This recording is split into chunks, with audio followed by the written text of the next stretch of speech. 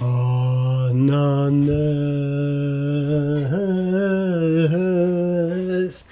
Hey there! I got a question on my review of the Parker 51 Plum, the 2021 re-release. And I thought it was an outstanding question. I want to say that I have created a video at some point about something similar, but it's a while ago, so I thought I would do this anyway. The question was an excellent one. I'm paraphrasing here, but basically, what are the qualities of a good reviewer? I have talked about reviews in the past, the process of reviewing. I know that. I know I have a video on that, which I forgot to look up before I did this. But anyway, it's a while ago. I've also done a video on why aren't you reviewing pens? Encouraging people to review pens. But I don't want to talk about that. I really want to try to talk about the qualities of reviewers. And the first assumption you make when you ask me that question is that I know what I'm talking about, which is debatable. And I mean that seriously. I don't know if I'm fully qualified to speak to this topic. However, what I will say is I've been doing this since January 2011. So I think I can certainly speak from a pragmatic viewpoint. And I would hate to come across as pedantic, which I do anyway. I fear it's my nature. I don't mean to, but this is something I get in student evaluations sometimes. He sounded a bit pedantic. I really don't mean to, but apparently I do. So I try not to. Okay, I don't mean to sort of read the gospel here of the gospel according to B.R.E. Brown. That would be something. But these are the check boxes for a good reviewer, because I can't presume to be able to make that call. Having wasted 2 minutes of your time, I'll now get to the point. Here's what I think are some of the qualities, in my mind, the important qualities of a good reviewer. The first quality is to know the product. Well timed. My granddad had a printing shop. He was a printer. He printed things, wedding invitations, books, and when he would come over with my grandma to have dinner with us, he would often say something like, "Did you get any new books?" And I would show him something like an art book, for example, that I got. He would always do the same thing. I'm going to simulate with this book. This is just a textbook that I happen to have here. He would take the book. Most people, when they get a book, they turn around, they read the blurb of what it's about. But he would not do that. He would look at this from the viewpoint of a printer, an expert. So he would hold the book. Then he would look at the top, and he would look at this side. Okay? He would look at the top because he wanted to see how the book was bound. Then he would look at the side to see if the pages were cut straight and if they were bound straight. You have these, I always forget what this is called, but like when you have a book, you have a set of pages and a set of pages and a set of pages, and they all get bound together, right? So he would look if they were cut straight, if they were put in straight. Then he would open it up and he would smell it like that. He would smell, and I once had this thing on Instagram. I asked people, is it abnormal to smell books? Because I do. And fortunately, the vast majority of people said, no, that we all do that. Like we do. The older, the better. But he would not do that because he liked the smell of books. He would do something like this. Offset. Because it was a type of printing. And he would say, I can smell this offset printing because of I think the specific ink they use or something. What I'm trying to say is, my grandpa looked at books through the lens of a printer, someone who had printed many, many things in his life. He knew about paper and inks and all that kind of stuff. Very interesting. When I get a pen, I try to be like that. I don't try to look at that as, it's a fountain pen, very nice. But I try to look at different things. I try to look at details that a lot of users of pens may not care about. For example, if the pen has a clip, is there a gap between the clip and the cap? The smaller the gap is, the better the craftsmanship. In this way, you can judge anything, whether that is suits or shoes or, I suppose, cars or the furniture, whatever. Like you judge things, but you do have to know what you're looking for. Now, again, I'm not sure if I'm 100% sure what I'm looking for, but I do know that there are certain things that are not good that I have found to be the mark of lower quality pens. And these kinds of things, gaps, low tolerances, are certainly a mark of poorer pens. So that's something I look for. So again, quality number one, know your product, right? Know the product that you're talking about. And sometimes I get into discussions about this with people, sometimes as manufacturers. It happens very, very rarely. But who make pens, and then they send me a pen, and then they don't like the review, and they said, yeah, you don't know what you're talking about because you don't make pens. Okay, well, I don't think that people who review cars make cars necessarily, and people who review hi-fi systems make hi-fi systems. They may tinker on those things, but they may not build them from scratch. I certainly understand there are certain aspects of the manufacturing process that I have no knowledge of. I do not. If you would put me in front of a lathe with some tools and a block of wood, I would not be able to make a pen. That is true. I can tell you, though, if a pen is polished properly, if it is lacquered properly, right? These things I can see because I've held a lot of pens, and I've seen good examples and I've seen bad examples, so I've learned by experience. So you have to know the product. You have to know the terminology of the product, but that speaks for itself, right? You need to know what a nib is and a feed and all those kinds of things. And that you learn with experience. It's that simple.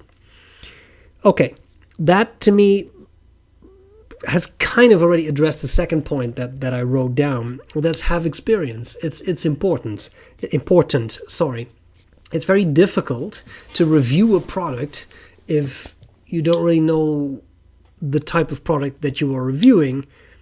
And again, that ties into the experience that you have. Over the more than a decade I've been doing this, I have held hundreds of pens, not just for what was sent to me or lent to me or what I purchased for reviews or because I wanted those things, but also at pen club meetings and pen show meetings and meetings with pen users. Hundreds and hundreds of pens. And again, that gives you experience. It just makes it easier for you to identify certain things, aspects, quality aspects in pens. So I think that matters too. If you only own one pen and you review it, it's the only pen you've ever used. This is a very hypothetical situation. But then how much can you really say about that pen relative to other pens? You probably know that particular pen really, really well. How does it relate to other pens? Maybe it's a pen that most people would find terrible, but it's the only pen you know and you think it's great, right? That brings me to the next point. This was a magnificent segue, even if I say so myself. You try to be objective. But being objective truly is impossible. Nobody can be objective. Like, for example, what weird thing shall we draw out? Namiki Emperor, in my mind, beautiful pen. Large pen, right? It's a big pen. Very expensive. Many people hate it.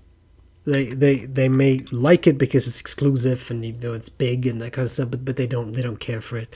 If you have very small hands, then this would not work, right? So I don't think you can truly be objective. There are certain things we can 100% be objective. Again, when I see massive gaps in how a pen is constructed, then I know that has not been put together with the tightest tolerances in mind, that the craftsmanship could probably be better. Or there are many other things. Take something like urushi. Some people love urushi. Other people hate urushi. I don't think you can objectively say urushi is great or urushi sucks or diffusion bonded acrylic is great or celluloid is great. It depends. It depends on what you like. It depends on what you're looking for. So I try to be objective as I can. But in my mind, the videos truly have 3 parts. There is the overview of the pen. I point the camera down, I show you the pen. This is the nib, this is the clip, this is the finial, all that stuff.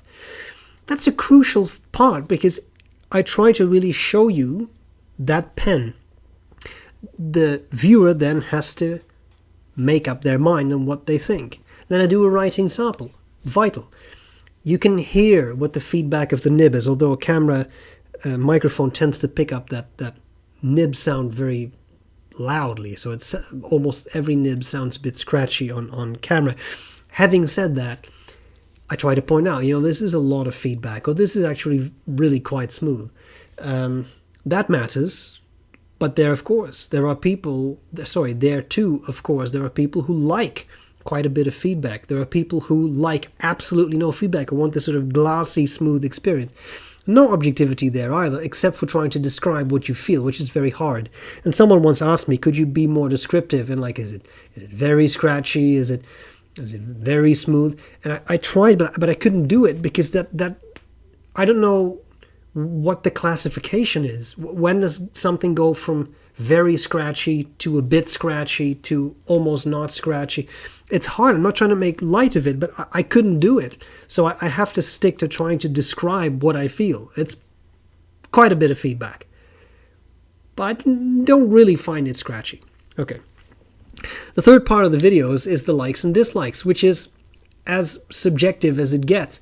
A lot of people will say, when I say, well, this is a $1,200 pen, well, that's expensive. But do not forget that for some people, $1,200 is pocket change. I do have discussions sometimes with people online who say, $1,200, yeah, $1,200 is nothing. It's a $1,200 pen, I can buy 5 a month that way. I mean, that's a specific class of people, probably not the average person. But I mean, that exists, right? And for some people, $50 for a pen is too much, right? So you can't even say, well, that's too expensive or too whatever, because that is difficult. Anyway, you try to be objective, but it's hard. I do think it's an important mark of a good reviewer that you strive for that objectivity. And I find it very important, but I would hope that goes without saying, that I make it clear whether I have received a pen for review, whether I'm allowed to keep it or not. I try to put in the description, this pen was sent to me for review. Well, that means I keep it, typically. Or this pen was lent to me for review, which means that it has to go back, right? So that matters too. It affects, and I mean, I know that some people believe that the reviewers should never accept anything for review, or should not review, let me put it this way, should not review anything they haven't purchased for themselves. Well, I certainly see that viewpoint, but then this channel ends today because I'm not purchasing any more pens. So, I mean, that I have nothing else to review then. So I choose to do accept things, but then I at least try to make clear this was lent to me, it was sent to me, etc. Okay, this point I find an important one that should not be overlooked, and I want to be very nuanced in what I'm saying here, so please hear me out for the whole thing and let me take a sip of water. Pointing it away this time. Okay, a good reviewer in my mind can be diplomatic, and some people disagree with this. I know that, but to me it is important to be diplomatic, and I want to give you these two extreme cases as polar opposite examples. When a large, let's say, German pen manufacturer makes a pen that costs $2,750 and has a rich marketing story behind it, and I find it a fairly hideous pen, then I think I can be brutally honest, because this is a company that has a lot of pretension, that says this piece, not this pen, but it's what I'm holding, this piece is worth $2,750 of your hard-earned cash. Well, then you better make true on that. If there's no iron in your words, then I don't know. Now, again, can't be 100% objective. Your mileage may vary. There's no objective standards for beauty. There's always someone who loves that pen. I try to take that into account, but I feel very little, let me rephrase that, I feel very few reservations in saying, yeah, I'm sorry, this does not work for me. This is bolted on, and this is weird, this is too rough. Like, you know. But now contrast that with a person who sends me a pen, who, so to speak, makes pens in his attic, who has a tiny company, who has worked hard on a pen, and it's not great. It's not terrible, but it's not great. If I review that and I say this is a piece of crap, which I don't say in reviews because, again, I try to be diplomatic, and I also don't think anyone is served by me grinding a pen into the ground. I don't know who would be served by that, because, as I said, there's always someone who likes that product. So I don't see what the point would be in completely trying to destroy something. That's just needless aggression.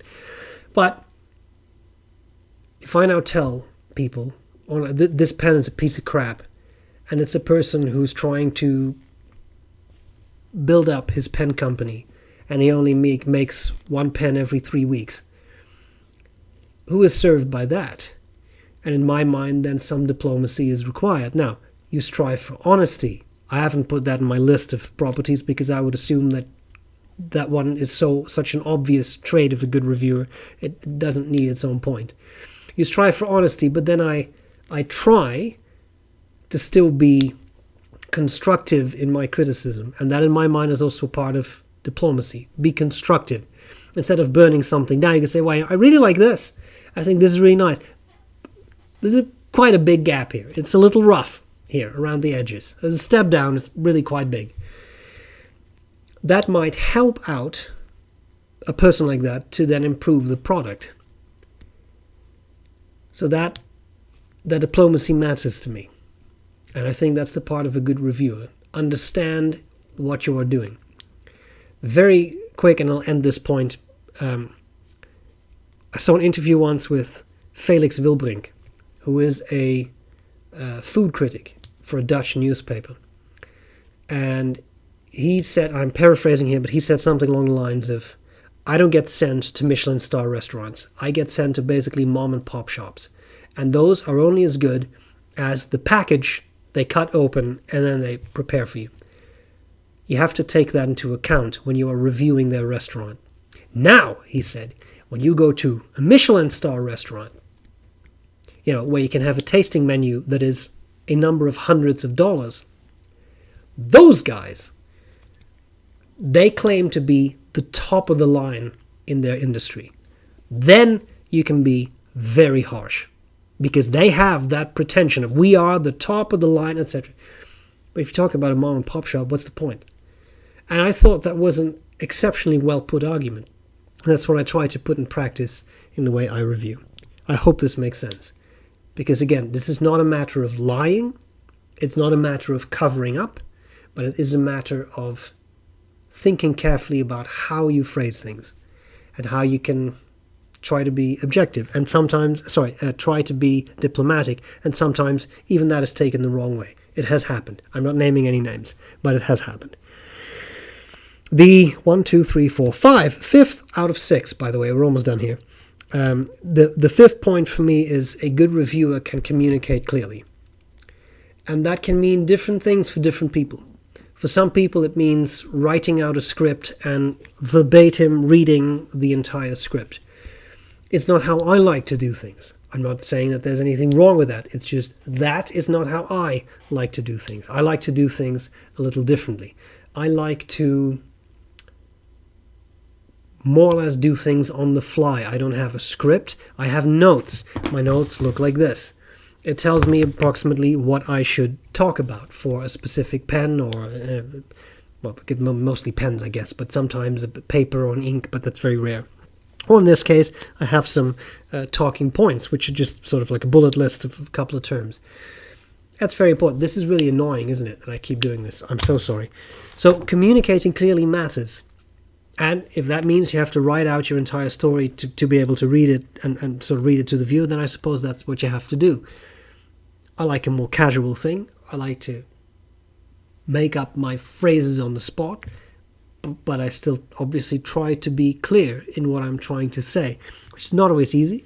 I'm not a native speaker of English, so sometimes I get messed up in a sentence structure or an idiom. Messing up in sentences, I don't think happens that much anymore. It certainly used to happen more when I started out doing this. But idiom was always an issue. And I'm trying to say something, and I know the Dutch expression, and then suddenly the English doesn't come out anymore. And you're stuck with it. It happens. Having said that, it's vital that you convey what you're trying to say, what you like and dislike, what the strong points and weak points are, how the pen feels on paper. I think that matters, and I hope I succeed in that. And that brings me to my final point. I try to keep this under 20 minutes, and I've failed, and I'm sorry. That's because I don't communicate clearly. Maybe it's clear, it's just verbose. The most important point for me is respect the viewer. And that may sound odd, but it matters. I don't see why a review of a fountain pen should be 30 minutes long. I'm certainly not trying to criticize any other reviewer's work. But for me, stay to the point. And again, I am by nature a verbose person. It's hard for me, especially in videos like these, where I talk about something, I have several points. Reviewing a pen, I kind of have pinned down now this and this and this and that. It's a fairly smooth process, but it's an important process. Respecting the viewer matters. I don't want to waste your time. So when I review a pen, I've seen it happen where I've gone from maybe 25-minute reviews to now I think most of my reviews are 12 minutes or less. But in those 12 minutes, I want to convey what I want to convey, and that's it. Now, of course, if you have a very spectacular pen, if something is very special, you may talk about it longer. Well, a lot of pens, I'm talking, and this is not meant disrespectfully, but sort of run-of-the-mill pens that maybe I've reviewed other finishes of, or just, another Lamy Safari. Great pen, very nice pen. But I don't have as much to say about a Lamy Safari as I would have to say about, let's say, a Maki A Danny Trio, which is handmade with a painting on it. There is more detail to cover for such a pen, and then the review may be a bit longer. But respect the viewer. In other ways, don't treat the reviewer as an infantile person. Don't treat the viewer, yes, as an infantile person. As a reviewer, you have to be able to realize a viewer will make up their own mind. That's what they will do. You will give them some information, then they will use that information to make up their mind on whether or not they wish to purchase that pen. My job is not to convince anyone to buy anything. I review pens, but I don't really sell pens. It is certainly true, because sometimes I get this question, sorry to slightly derail this, but what about the pens from Appelboom that you review and then sell? Yeah, I sell those for a small commission. And you may have noticed that more often than not, when it comes to, say, the Mont Blanc pens that Joost lends me, I'm not particularly positive. And I sell them, and then they don't sell for months because I was not particularly positive. But there is very little benefit in that for me. I get a small commission, which is really a small commission, and that's fine.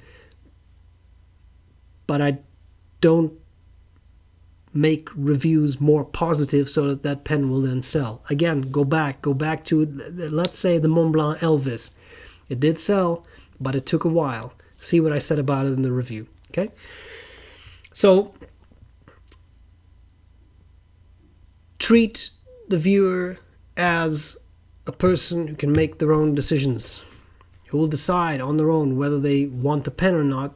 They're just looking at some information on that pen, and then you give them that information.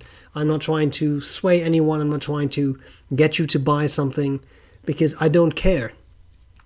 You see, I don't really make anything of, by far, most of the pens I review. So whether they sell or not, I don't care. I don't care. I will send a product, I review it, often I send it back, and that's the end of the story. If that person then sells 100, that's great for that person. If they don't sell any, I'm not involved. Okay? I hope I've made that clear. I didn't mean to sound angry or something, but I mean it's something that I think people sometimes misunderstand, how that process really works and how little I get out of that. It's very little. So it's, in my mind, not a concern. But maybe in your mind it is. That's fine. Then you should probably watch someone else's reviews, right? This is what I have. 25 minutes, I think, is royal. So let's leave it at that. If you have any other things you'd like me to talk about, let me know. Thanks so much for watching. Bye!